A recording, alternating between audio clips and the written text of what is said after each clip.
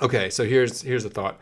So if all people are the product of other people's attraction, and this is not a novel thought, I've had this thought before, but you can imagine like you see any person out there on the street, and you have to realize that that person is the product of two other people who found each other attractive enough to want to have children, to want to have sex, and chose to have children. But then you can also think about this from the perspective of like, goddamn, there are a lot of ugly people in the world, but obviously they're not ugly enough, right? Because those people are still finding each other attractive enough to want to have children, to have their own ugly offspring. And I mean, the cycle continues. And obviously that's gross simplification. There's more there's more that goes into our appearance than, our parents' genes, although that's a big part of it. But I think as a gross oversimplification, it's a interesting and somewhat amusing way of thinking about people and society and looks. I do think that thought makes you feel a bit better about being an ugly person, right? Like if you're ever feeling bad about how you look, there's always going to be somebody that's uglier than you, right? Unless you are truly just like a freak show, just like the ugliest person that's ever existed. And I'm sorry for whoever that is. Like you would think that person does have to exist out there. But yeah, if you're more on the ugly side, you can always feel better about yourself that your parents, who are probably pretty ugly, found each other attractive enough to have children, right? And like were able to reproduce. So no excuses, ugly people. Like if your parents can figure it out, so can you. That's my 2 cents on that. Kind of related to that thought, I was actually thinking about Magda, Lorel's sister, and how she's been going through her, in vitro, where they go IVF journey, and how it's finally worked out for her, it seems. And part of the premise with all of that is basically they do their retrieval, they retrieve the eggs, and then they fertilize them, they create the embryos. There are X amount of embryos that end up being viable, and they run some tests to determine just how viable each one is. It sounds like they give them some kind of rating. I assume there's genetic testing that goes into that. I don't really know, but they have like a ranking system is the idea. And again, gross oversimplifications, but it does make you think, like, where do you fall on the spectrum of quality embryos, or let's make it simpler, quality sperms, right? That like we're just focused on the male side of this, since I think there's a lot more variability there. Like, were you a 50th percentile sperm in terms of, there are a whole bunch of measurable characteristics: intelligence, height, weight, symmetry, good looks, feature like eye color, hair color, whatever.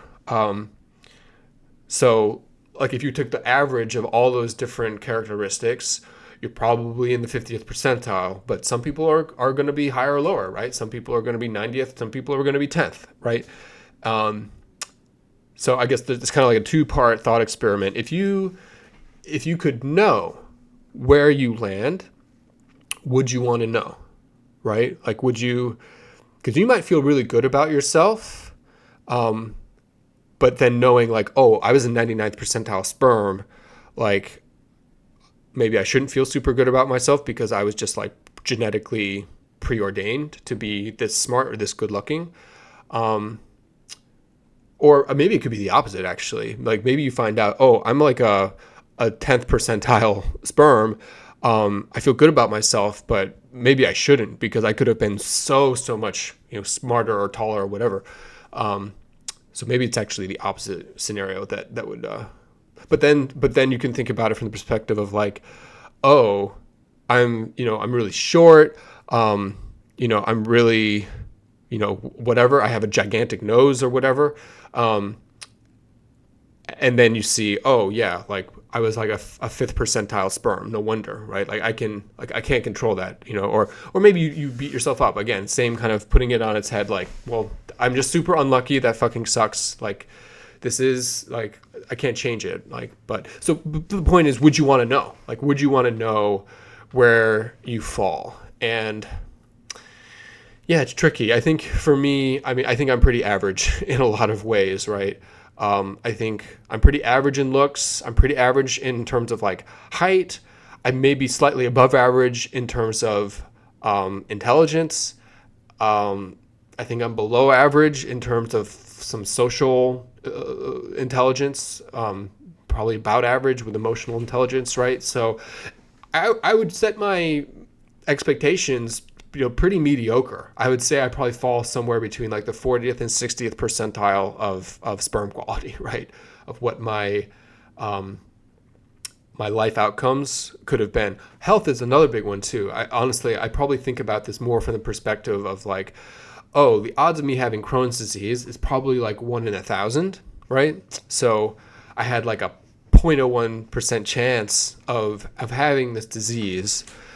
And if I could shake up the sperm lottery and draw again in the hopes that I wouldn't have some debilitating disease, some kind of like really life altering or kind of like life, I don't want to say life ruining, but like certainly a disease or an illness that dramatically decreases your quality of life. Like would I do it? And I mean, there are certainly nights where it's like, God damn, yeah, I think I would shake up that sperm snow globe and see if somebody else, could have come out, right? Could have been the winning sperm. But then on my good days, I think like, well, I don't know. I'm pretty happy. That's one thing. Like that's one attribute that I think I'm very high on. Like I think I'm probably like 90th percentile happy, content, like have a good disposition, like optimistic, right? Optimism, not depressed, right? I think I'm pretty well psychologically adjusted, and I think I have pretty good self-control, right? Like I think I have a lot of like 90th percentile characteristics that would be a risk to give that up, right? Because I could shake up that snow globe. I could be a perfectly healthy person. I could be more handsome. I could be taller. I could be just like XYZ better in these other categories, but I might be super fucking depressed, right? Like that's a big risk. That would maybe not be worth it, right? And then you're back in that person's shoes where it's like, well, I'm really tall, I'm really handsome, but like maybe they're really dumb. That's another thing. Like maybe they're below average intelligence. Maybe they're super depressed or angry, right? Like it's risky, right? There's a risk. Sometimes it's I think well, of course it would help to know, right? So if you're below the 50th percentile, then you probably do shake up the snow globe because you have a better than even chance of scoring higher. In fact, yeah, like you just would. But if you're if you're the 55th percentile, then it's not worth doing, right? Like there's your risk adjusted basis or whatever. Your what's the term? I always forget this term. It's like a markets term.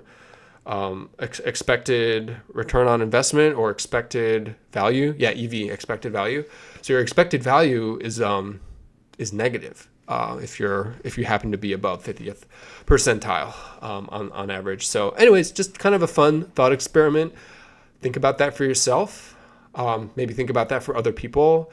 I think Lorel is like, I would say both Lorel and Magda, but obviously I'm biased because I find Lorel like the most attractive person.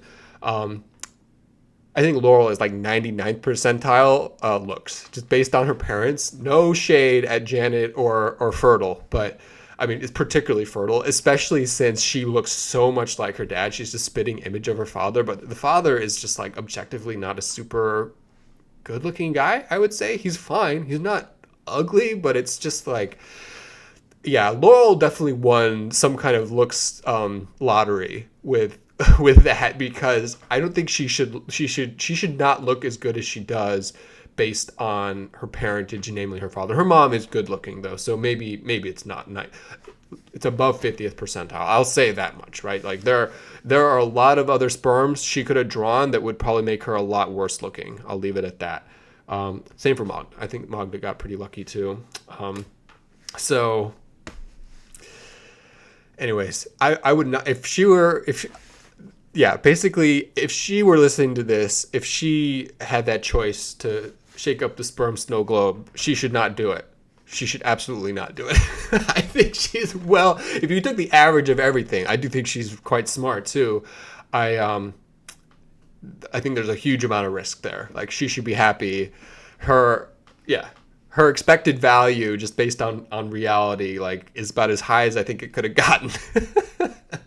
So, but yeah, whoever is listening to this, probably no one ever maybe think about that in terms of yourself or your loved ones, people you know.